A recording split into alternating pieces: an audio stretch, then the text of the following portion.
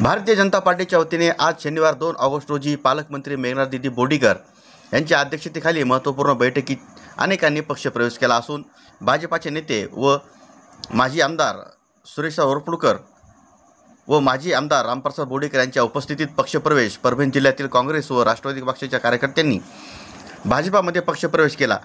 या पक्षप्रवेशमध्ये महत्त्वपूर्ण बैठक ही पार पडली। या बैठकीत आगामी निवडणुकीच्या पार्श्वभूमीवर जिल्हा परिषद, पंचायत समिती, नगरपालिका, महानगरपालिका याविषयी चर्चा करण्यात आली।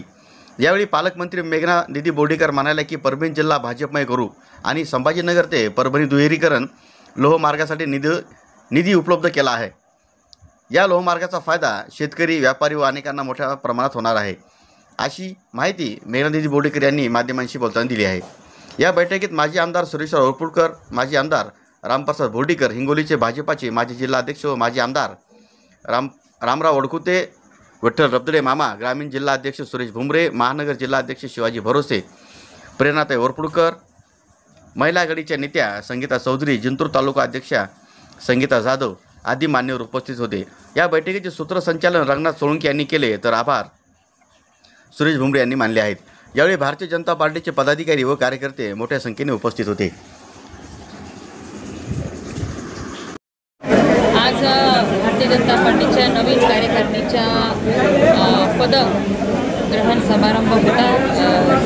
वेगवेगळ्या मोर्चाच्या जिल्हाध्यक्षांच्या निवडी आज करण्यात आलेल्या आहेत आणि परभणी जिल्हा ग्रामीणच्या सुद्धा उपाध्यक्ष असतील, सरचिटणीस असतील, या सगळ्यांच्या निवडीचे प्रमाणपत्र आज देण्यात आलेले आहे आणि त्याबद्दल हा संघटनात्मक बैठक या ठिकाणी झाली आणि सर्व नवीन मुली चांगल्या जोमाने भारतीय जनता पार्टी या जिल्ह्यामध्ये प्रत्येक बूथवर मजबूत करेल अशाच अपेक्षेने आजच्या बैठकीतून संदेश प्रत्येकाला देण्यात आलेला आहे। संभाजीनगर ते परभणी रेल्वे रूटचं दुहेरीकरण व्हावं यासाठी अनेक दिवसांपासून मुख्यमंत्री देवेंद्र फडणवीस साहेब यांच्याकडे मी पाठपुरावा करत होते। रेल्वे मंत्री अश्विन वैष्णवजी यांचीसुद्धा भेट घेऊन त्यांना विनंती केली होती आणि ह्या विनंतीला मोदी सरकारने, पंतप्रधान मोदीजींनी मान्यता दिलेली आहे आणि खऱ्या अर्थाने मराठवाड्याच्या विकासासाठी मोदी सरकार व राज्यातील देवेंद्र फडणवीस सरकार हे नेहमीच प्रयत्नशील आहे, हे सिद्ध झालेलं आहे आणि आपल्या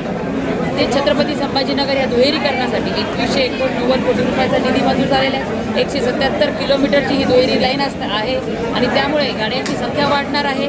आपल्या शेतकऱ्यांना, व्यापाऱ्यांना, विद्यार्थ्यांना ह्या दुहेरीकरणाचा फायदा होणार। सगळेच जण, सर्वसामान्य जनता तर भारतीय जनता पार्टीच्या नेतृत्वावर म्हणजे पंतप्रधान नरेंद्र मोदीजी, राज्यामध्ये देवेंद्र फडणवीस साहेब यांच्या प्रत्येक निर्णयावर समाधानी आहे, समाधान व्यक्त करते आणि ह्या देशाला पुढे जाण्यासाठी भारतीय जनता पार्टीशिवाय पर्याय नाही ही भावना प्रत्येक जनतेच्या मनामध्ये आहे आणि तोच विचार करत वरपुडकर साहेबांनी सुद्धा भारतीय जनता पार्टीमध्ये प्रवेश केलेला आहे आणि परभणी जिल्ह्याला विकासाच्या वाटेवर आणण्यासाठी येणाऱ्या निवडणुकांमध्ये सुद्धा भारतीय जनता पार्टीच्या विचाराची मंडळी आली तर निश्चित परभणीचा राहिलेला विकास मोठ्या जोमाने पूर्ण होणार आहे आणि मला खात्री आहे की सर्व मतदार आता येणाऱ्या निवडणुकांमध्ये भारतीय जनता पार्टीच्या बाजूने कौल देणार।